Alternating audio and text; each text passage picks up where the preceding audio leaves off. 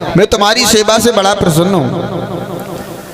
तो दिति ने कहा, महाराज हमें बलवान पुत्र चाहिए जो देवताओं को हराकर स्वर्ग पर राज्य करें। उसी समय ऋषिवर महाराज को वरदान दिया कि ऋषि स्वर को देना पड़ा इसी भांत वरदान, हरि इच्छा से भी हुआ उसी प्रकार विधान। जाओ, ऐसे 2 पुत्र पैदा होंगे जो तीनों लोकों में जाकर के राज्य करेंगे और भगवान के हाथों से मारे जाएंगे। उसी समय ये दोनों पत्नियां जब महाराज कश्यप के साथ में रहने लगी तो दिति ने जाकर के कश्यप मुनि के साथ में क्या किया कि दिति ने संध्या को कश्यप से अब भाभी बस भोगी विलास किया।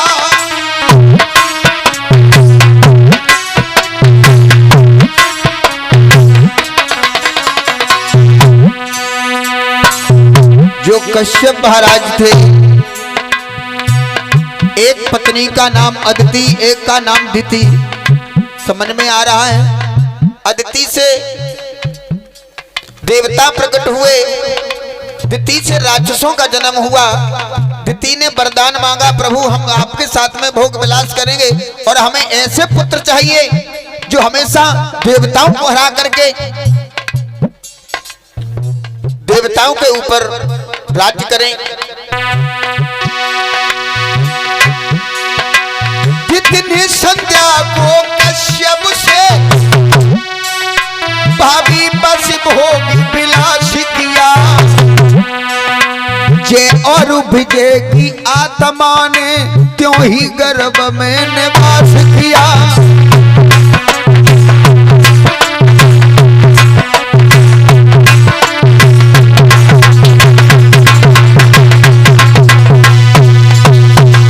जैसे ही जय और विजय ने निवास किया है दिति मां के गर्भ से, तो वही जय और विजय हिरणाक्ष और हिरण्यकश्यप बन करके आए। परीक्षित महाराज, ध्यान कहाँ है? देखो, जय हो महाराज। कथा कहाँ चल रही है? ऊपर बताइए भाई, गलत बात है। अब इन लोगों की तरफ मत देखो, मेरी तरफ देखो कि जो लोग तो अपने मस्त है, नहीं पूछो, इन्हें पता ना है, इन्हें तो बजाए से मतलब, उन्हें बजाए से मतलब।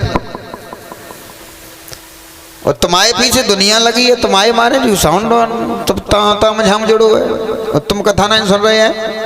देखो, आज तो कोई बात नहीं, आज तुम्हें माफी दे रहा हूँ, कल तो तुम्हें इसका वो देना पड़ेगा टैक्स। हाँ, अगर पूछ दिया, भूल गए तो कम से कम 1100 रुपए इसकी वो होगी फीस, समझ लेना।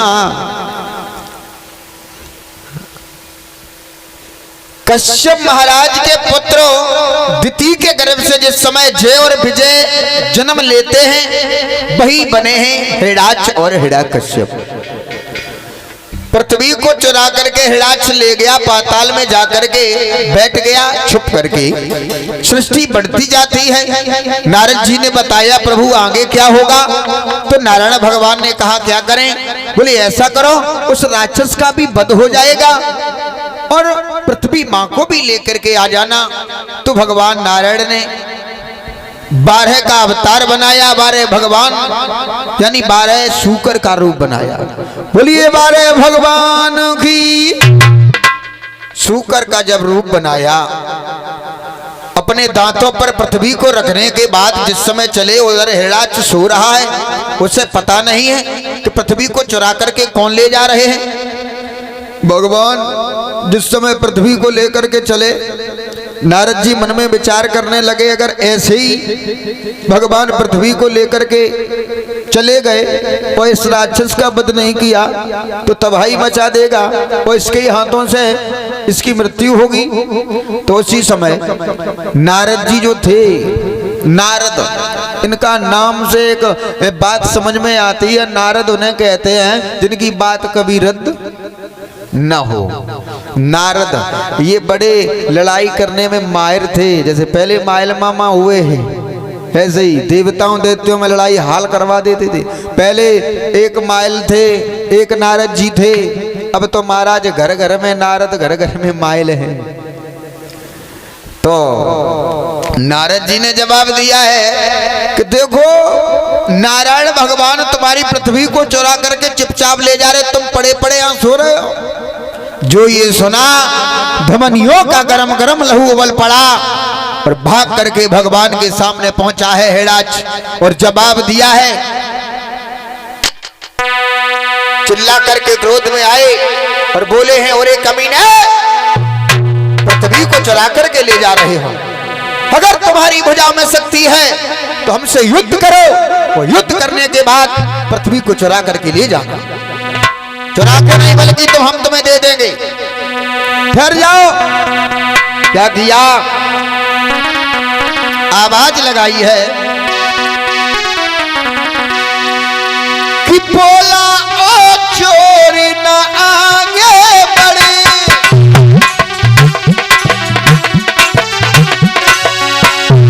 ये हिरणा छुपी अब उठाती है, चोरी से भागा जाता है,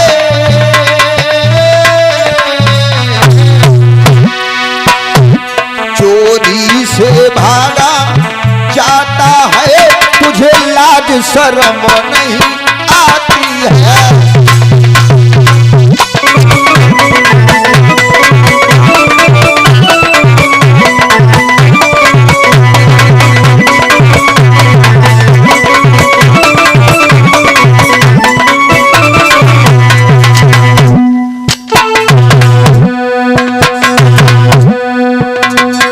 भगवान नारायण ने जवाब दिया है, चले आ, बड़े आ।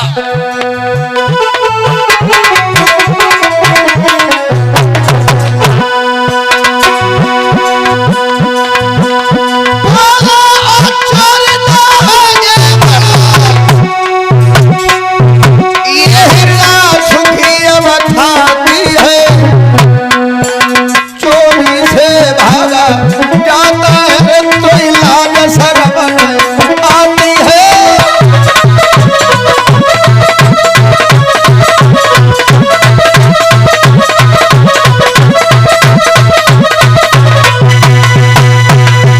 जवाब दिया है, अगर तुम्हारी भुजा में शक्ति है तो खड़े हो जाओ, डर की वजह से चुपचाप आए। भगवान ने जवाब दिया है, बाजी बा बिना बुलाए आ गए।